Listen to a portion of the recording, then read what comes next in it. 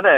അത് എം മണി എന്ന് പറയുന്നത് ഉത്തമനായ ഒരു കമ്മ്യൂണിസ്റ്റ് ആണ്. നമ്മൾ ഈ മറ്റ് ആൾക്കാരെ കണ്ടിട്ട് അവരാണ് കമ്മ്യൂണിസ്റ്റ്, മണി ഗ്രാമീണ ഭാഷ ഉപയോഗിക്കുന്ന ആൾ, അങ്ങനെയൊന്നുമല്ല.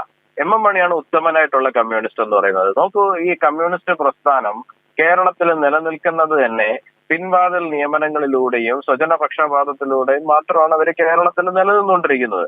അപ്പൊ അവരെ സംബന്ധിച്ചിടത്തോളം അവർ ഈ പറയുന്ന കുറെ സഹകരണ സംഘങ്ങള്, സഹകരണ ബാങ്കുകള്, ഈ പറയുന്ന പല സ്ഥാപനങ്ങൾ, ഇതിലൂടെയൊക്കെ അവർ ജോലി കൊടുത്ത് വെച്ചിരിക്കുന്ന ആൾക്കാരെന്ന് പറയുന്നത് തങ്ങളുടെ പാർട്ടിയുടെ അടിമകളെ പോലെയാണ് അവരെ കാണുന്നതും അവരെ ട്രീറ്റ് ചെയ്യുന്നതും. അപ്പൊ ആ അടിമകൾ എന്താ ചെയ്യേണ്ടത്? തീർച്ചയായിട്ടും പാർട്ടിയെ ഉദ്ധരിക്കുക എന്നുള്ളത് മാത്രമാണ് അവരുടെ ജോലി എന്ന് പറയുന്നത്, അല്ലെങ്കിൽ അവരുടെ തൊഴിൽ എന്ന് പറയുന്നത്. അപ്പൊ തീർച്ചയായിട്ടും മണിയെ സംബന്ധിച്ചിടത്തോളം അവരിപ്പോ കിറ്റ് കൊടുക്കുന്നതായിരുന്നാലും എന്ത് കൊടുക്കുന്നതായിരുന്നാലും ശരി തന്നെയാണ്. തിരിച്ച് തങ്ങൾക്കത് വോട്ടാകണം എന്ന് മാത്രം കണ്ടുകൊണ്ടാണ് അവരത് ചെയ്യുന്നത്. നിങ്ങൾ നോക്കൂ, ഇപ്പൊ ഈ കഴിഞ്ഞ തെരഞ്ഞെടുപ്പുമായിട്ട് അനുബന്ധിച്ചിട്ട് കേരളത്തിൽ അങ്ങോളം ഇങ്ങോളം പോയിട്ട് പ്രചരണം നടത്തിയ ഒരാളാണ് ഞാൻ.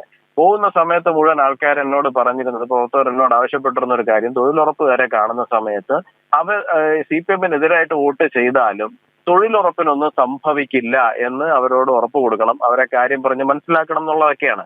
അതിന്റെ അർത്ഥം എന്താണ്? അതിന്റെ അർത്ഥം എന്ന് പറയുന്നത് ഈ പറയുന്ന പോലെ എല്ലാ മേഖലകളിലും ചെന്നിട്ട് ഞങ്ങളാണ് ഇത് തരുന്നത്, അതുകൊണ്ട് നിങ്ങൾ ഞങ്ങൾക്ക് വോട്ട് ചെയ്തോണം, നിങ്ങൾക്ക് മറ്റൊരു ഓപ്ഷൻ ഇല്ല എന്നുള്ളതാണ്. അതുപോലെ തന്നെ വാർദ്ധക്യ പെൻഷൻ, ക്ഷേമ പെൻഷൻ ഉൾപ്പെടെയുള്ള കാര്യങ്ങൾ എല്ലാ സംസ്ഥാനങ്ങളും ഇത് കൊടുക്കുന്നുണ്ടെന്നേ. നിങ്ങൾ അപ്പുറത്ത് പുതുച്ചേരിയിൽ ഒന്ന് കയറി നോക്കുന്നേ, നമ്മൾ തൊട്ടടുത്ത് കിടക്കുന്ന സംസ്ഥാനമല്ലേ പുതുച്ചേരി എന്ന് പറയുന്നത്, മാഹി നമ്മളോട് ചേർന്ന് കിടക്കുന്നതല്ലേ. പുതുച്ചേരിയിൽ ക്ഷേമ പെൻഷൻ എത്രയോ കാലമായിട്ട് 2000 രൂപ കൊടുക്കുന്നുണ്ട് അവിടെ.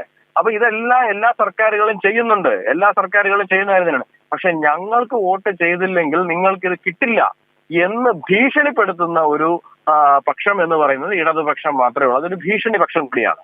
അപ്പൊ തീർച്ചയായിട്ടും അദ്ദേഹത്തിന്റെ മനസ്സിലുള്ള യഥാർത്ഥ കാര്യം ഒന്ന് തുറന്നു പറഞ്ഞതാണ്. എന്താ? ഞങ്ങളുടെ കയ്യിൽ നിന്ന് നിങ്ങൾ ആനുകൂല്യം വാങ്ങിക്കുന്നുണ്ട്. ആനുകൂല്യം എന്നുള്ളതല്ല, അർഹതപ്പെട്ടതാണ് ജനങ്ങൾക്ക് കൊടുത്തുകൊണ്ടിരിക്കുന്നത്. എന്തെങ്കിലും കൊടുക്കുന്നുണ്ടെങ്കിൽ തന്നെ ആ അർഹതപ്പെട്ടതിനാണ് അവർ ഈ തരത്തിലുള്ള മൂന്നാം കിട ഭീഷണിയായിട്ട് അവർ വന്നുകൊണ്ടിരിക്കുന്നത്. അത് അവരുടെ സഹജ സ്വഭാവമാണ്, അത് മാറാൻ പോകുന്നില്ല. അതെ, അത് അങ്ങനെ തന്നെയാണ്. യുവരാജ് ഗോകുലാണ് നമ്മൾ പ്രതികരിച്ചത്. വളരെയധികം നന്ദി യുവരാജ് ഗോകുൽ.